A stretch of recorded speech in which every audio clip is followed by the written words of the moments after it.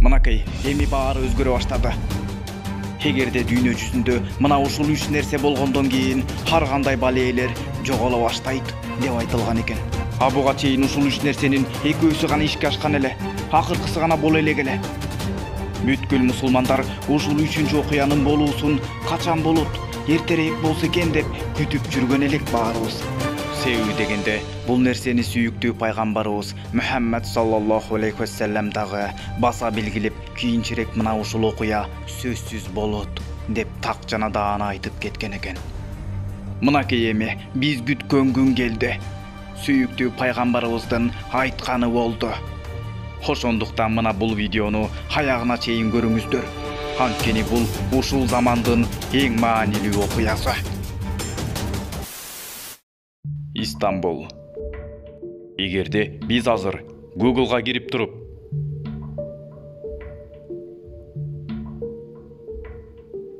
Стамбул деп жаза турган болсок, анда Турциянын эң маанилүү жерин көргөзөт. Мына так ушундай абалда Турциянын Стамбул шаарын көргөзөт. Стамбул дегенде эле мына так ушундай эң маанилүү болгон сүрөттөрдү көргөзүп берет. Мындайча айтканда, Турциянын эң маанилүү жери мына ушул деп, мына так ушул мечитти көргөзүп берет. Мынакей, карагылачы. Буга чейин ойлоп көрдүк беле?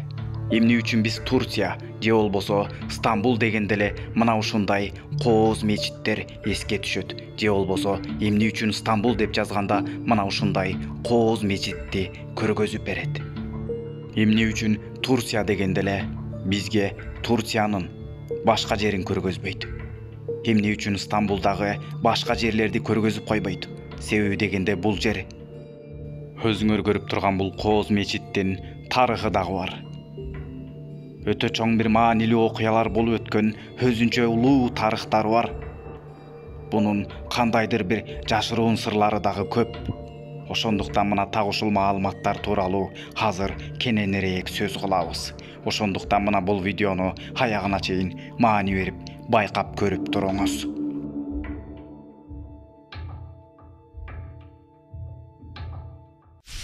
Ал эми сүйүктүү пайгамбарыбыз Мухаммад саллаллаху алейхи ва саллям мына ушул өзгөчө жери тууралуу эмне деген? Мына ушул Стамбулдагы өзгөчө кооз мечит тууралуу сүйүктүү пайгамбарыбыз эмне деген? Көрсө бул тууралуу сүйүктүү пайгамбарыбыз Мухаммад саллаллаху алейхи ва саллям бир канча кылым мурда эле айта кеткен экен. Константинополь же болбосо азыркы аты менен Стамбул сөзсүз түрдө мусулмандардын колуна өтөт. Мына ушул ишти жасаган башчы дагы кандай гана бактылуу. Ал эми ошол армия кандай гана кооз армия деген экен. Мынакей, бул хадисти айтуу менен сүйүктүү пайгамбарыбыз Мухаммад саллаллаху алейхи ва саллям азыркы Стамбулдун качандыр бир кезде акыры мусулмандардын колуна өтөөрүн кабарлаган экен.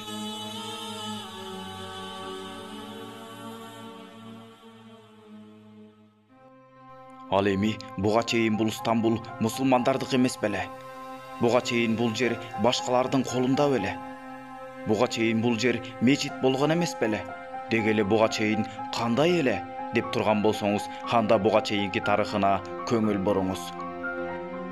Мына ушул күнгө чейин буга чейин бул жер кадимки музей сыяктуу эле.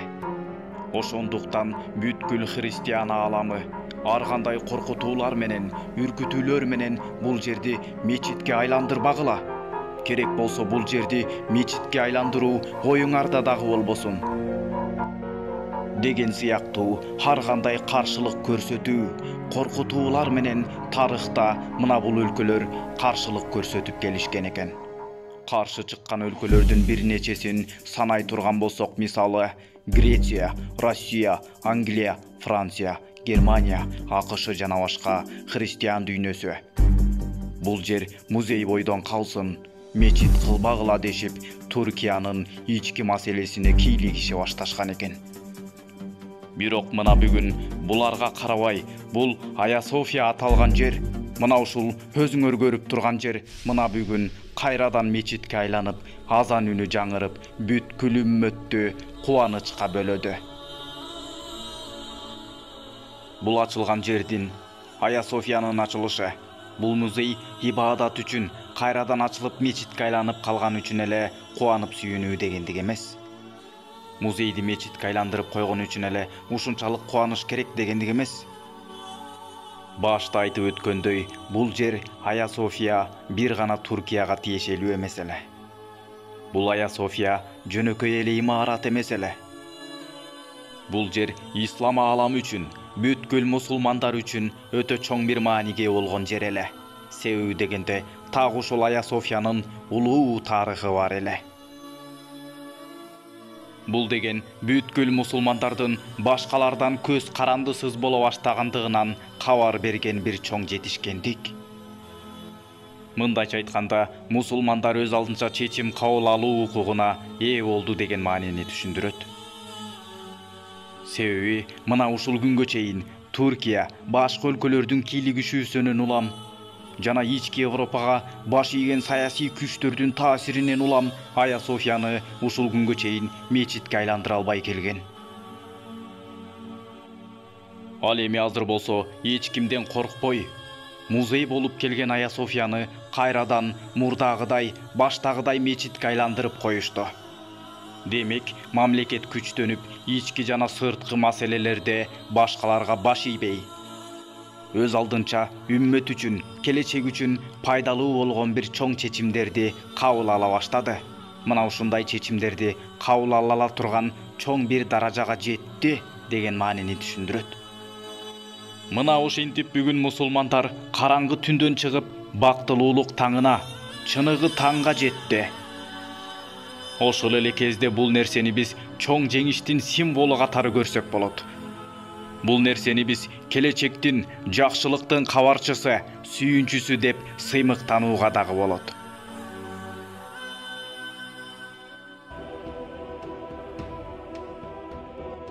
Эгерде бул Ая Софиянын тарыхын карай турган болсок, 1935 жылы Кемаль Ататүрк Ая София мечитин жаап, музейге айландырып салган.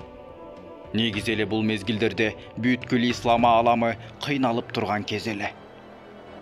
Мына ушул кезде дин аалымдары куугунтукталып, же өлтүрүлүп, мечит медреселер музейге, же таптакыр эле башка имараттарга айланып, же бузулуп жок болуп, мусулмандар үчүн, үммөт үчүн өтө оор сыноо мезгили болуп келген эле.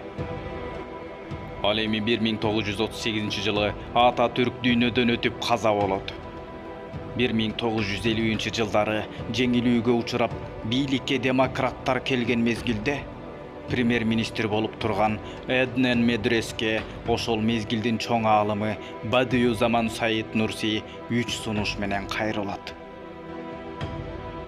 Бадиюзаман Саид Нурсинин 3 сунушунун бири мына ушул Ая Софияны кайрадан мечитке айлантуу эле. Ал эми экинчиси 18 жылдан бери түркчө айтылып келе жаткан азанды кайрадан арабчага айлантуу эле. Себеби дегенде ошол мезгилде айласыздан азан түркчө айтылып.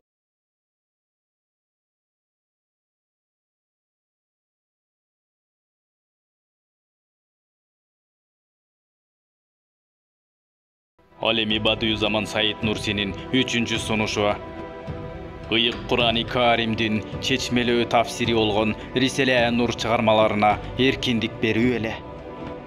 Бадиюзаман Саид Нурси өз кайрылуусунда мына ушул 3 нерсе аткарылса, балээлердин жок болоорун баса белгилеген экен. Мына ушундан кийин көптөгөн кыйынчылыктарга карабастан азан кайрадан араб тилинде айтыла баштады.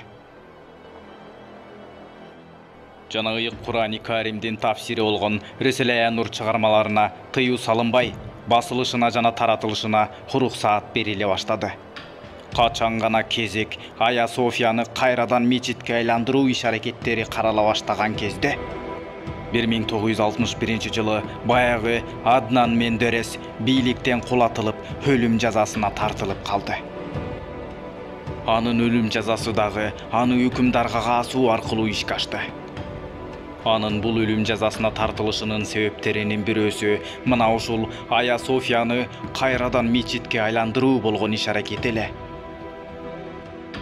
Мына ошентип баягы Ая София мечитке айланбай кала берген. Бул окуядан кийин дагы башта айтып өткөндөй көптөгөн каршылыктар жана ар кандай коркутуулар менен 86 жыл бою музейге айланып, жамаатсыз калган Ая София мына бүгүн кайрадан ибадат үчүн мечитке айланды.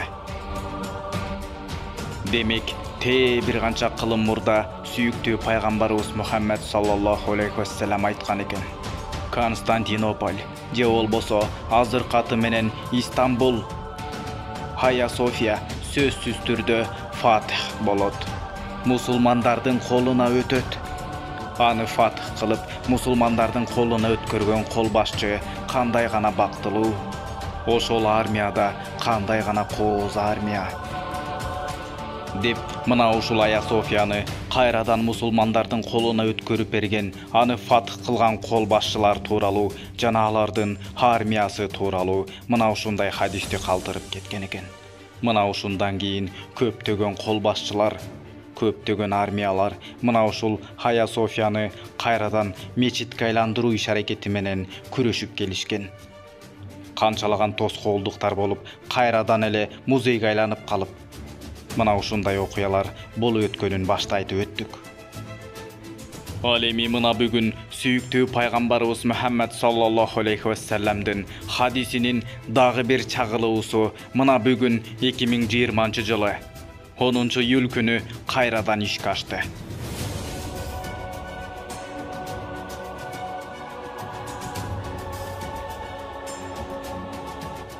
Албетте, мунун баары оңойчулук менен өзүнөн өзү болуп калган жок. Мына так ушул ишти ким аткарды? Бул нерсени ким ишке ашырды? Мына ушул адамдын өзүнүн сүйлөгөн сөзүн коюп берели. Aya Sofya'nın camiden Ая София мына бүгүн дүйнөнүн 4 тарабында мечиттерге байма-бай кол салуу болуп жатканын көрүп отурабыз. Миллиондогон жарандар тутунган дин үчүн гана кысым көрүп жашап келишет. Биз өлкөбүздөгү диний ишенимине карабай алардын укугун коргоп келебиз. Биз башка өлкөлөрдүн ибадат каналарына кийлигишкен жокпуз. Алар да биздин өлкөдөгү ибадат каналарга, мечиттерге кийлигишпесин. Түркия ар түрдүү диний ишенимдеги жарандарга ибадат үчүн мүмкүнчүлүк түзгөн өлкө. Буга чейинки көптөгөн каршылыктарга, коркутууларга карабастан, мына бүгүн Ая Софияны кайрадан тирилттик. Урматтуу Москва шаарындагы мекендештер, Санжар Айтибаев, врач-стоматолог, стоматологиялык кызматтардын төмөнкүлөрүн сунуштайт. Брекет, тиш тазалоо, тиш салуу, металлокерамика, цирконий, протездин бардык түрлөрү жана башка бардык кызматтар. Жылмайуу сизден, кызмат бизден. Дареги, метро Новослободская, улица Чаянова, 18А. Байланыш телефондору +7 963 657 0003 +7 925 334 3293. Мына бүгүн Ая София тирилди. Ая Софиянын тирилүүсү Кудустагы Ал-Акса мечитинин эркиндикке чыга турган кабарчысы. Ая Софиянын тирилиши дүйнөдөгү мусулмандардын бактылуулук таңы. Ая Софиянын тирилүүсү мусулман эле эмес, бүткүл мазлумдарга, жапа чеккендерге, таланып тонолгондорго үмүт отун берген оттун алоолонуусу. Ая Софиянын тирилүүсү түрк элдеринин, мусулмандардын, деги эле адамзаттын дүйнө жүзүнө айта турган сөздөрү бар экендигинен кабар берет. Ая Софиянын тирилиши Бадырдан Манаскиртке, Нихболудан Чанаккеллеге чейин олуттуу окуяларды кайрадан эскерүү убагы. Ая Софиянын тирилиши шеиттерибиздин, ардагерлерибиздин рухун жан кечип болсо да ыраазы кылуунун ишараты. Ая Софиянын тирилүүсү Бухарадан Андалуска чейин уланган. Маданиятыбыздын символ шаарларына чын жүрөктөн айтылган саламыбыз. Ая Софиянын тирилүүсү Ал-Арсылдан Фатихке, андан ары Абдул Хамидке чейин жеткен эскерүү. Ая Софиянын тирилүүсү Фатихтин рухун ыраазы кылуу, Акшамсуддин руханиятын, Мимар Синандын эстетикасын жүрөгүбүздө эскерүүбүз. Ая Софиянын тирилүүсү адамзат зарыгып күткөн адилеттүүлүк, намыс, адеп, ахлак, тавхид жана бир туугандык сыяктуу улуу нурларыбыздын кайрадан бийиктикке көтөрүлүүсүнүн нишаны. Ая Софиянын тирилүүсү бул мечиттин эшигиндеги чынжырлардын үзүлүшү гана эмес, бүткүл колдордогу буттардагы кишендердин үзүлүшү, талкаланышы. Азан арабча айтылып баштагандан 70 жылдан кийин Фатихтин аманаты. Ая Софиянын мечитке айлануусу кечиккен бир талпынуу. Бул окуя ислам дүйнөсүнүн ар жагындагы рухий баалуулуктарыбызга, жасалган чабуулдарга эң чоң кооз жооп. Иншаллах, бул куттуу жолдо алга умтулууда токтобостон, кайтпастан, коркпостон, берилүү менен чечкиндүү түрдө максатыбызга карай жол тартабыз, талпынабыз. Ыйык Куранда Аллахтын ырайымынан үмүтсүз болбогула, дейт Аллах Таала. Бизди алдыда бактылуу келечек күтөт. Видеону даярдаган Шындык ТВ каналы. Ал эми бул видеого лайк басып, каналга катталганыңыз үчүн сизге терең ыраазычылык.